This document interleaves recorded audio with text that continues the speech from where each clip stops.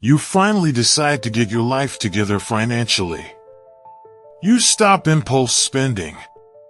You skip a few takeouts. And every month, you move a little money into your savings account. $100 here, $200 there. It feels good. Responsible.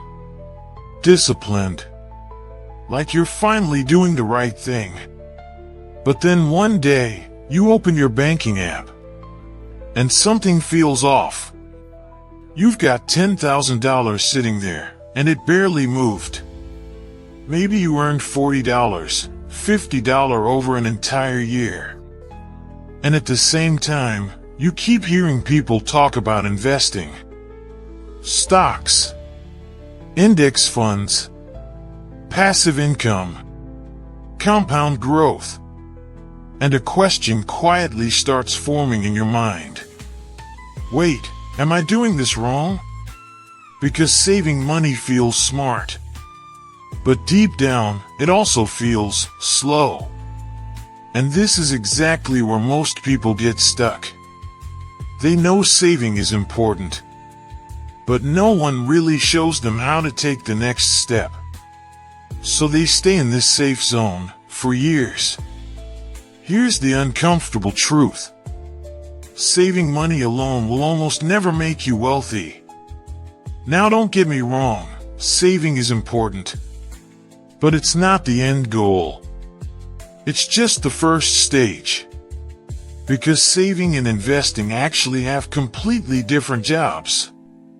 Saving protects your money. Investing grows your money. Think of it like this. Saving is like putting your money in a safe. Investing is like putting your money to work. Let's make it real. If you keep $10,000 in a savings account earning around 1%, after 1 year, you'll have about $10,100. Nice, but not life-changing. Now imagine that same $10,000 invested, earning around 8 to 10% on average over time. After 1 year, it becomes roughly $10,800 to $11,000. Still not a massive difference, right? But here's where things get interesting. Time. After 20 years, that savings account might grow to around $12,000. But invested, that same money could grow to over $60,000. Same starting point. Completely different outcome.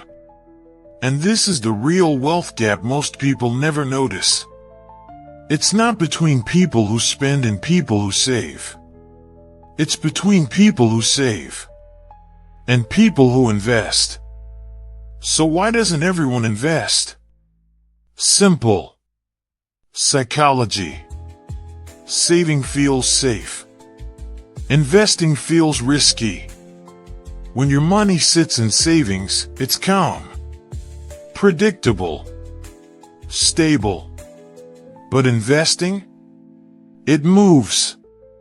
Some days you're up. Some days you're down. And that emotional roller coaster scares people away. Because losing money, even temporarily, feels painful. Way more painful than missing out on growth. So people stay where it feels comfortable. Even if it costs them years of potential wealth. But here's the key.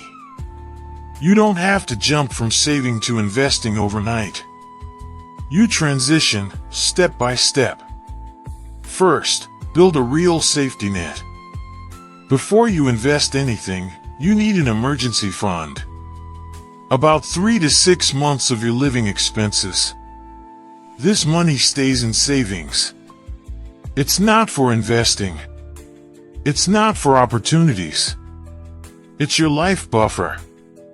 Because the biggest reason people panic and sell investments is because they need the money too soon.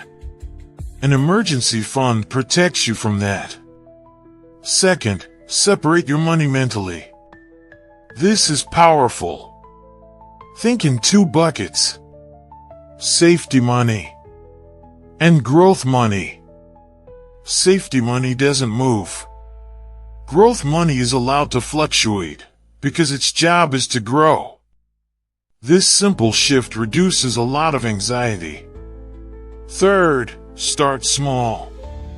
You don't need thousands. You can start with $50 or $100. Because the goal isn't getting rich overnight. It's building the habit. Consistency beats timing. Every single time. Fourth, keep it simple. This is where beginners mess up. They jump into complicated strategies. Trading. Crypto hype. Trying to beat the market. But the most effective approach is usually the most boring. Things like index funds. They spread your money across hundreds of companies. Less stress. Less guessing. More stability over time. And finally, stay consistent. Let me show you something. If you invest just $300 a month, at around 8% returns, in 25 years, that becomes nearly $300,000.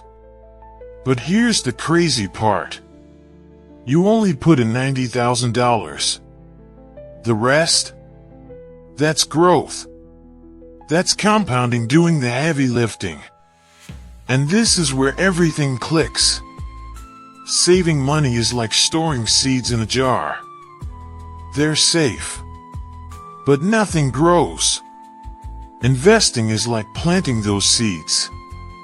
At first, it looks messy, uncertain, but over time, it grows into something far bigger. So what should you take away from all of this? Saving gives you stability. Investing gives you freedom. You need both. But if you stop at saving, you're only doing half the job. Because the moment you move from saving to investing, that's when your money finally starts working for you. So here's a simple question. Right now, are you still just saving? Or have you started investing? Because that one decision can completely change your financial future.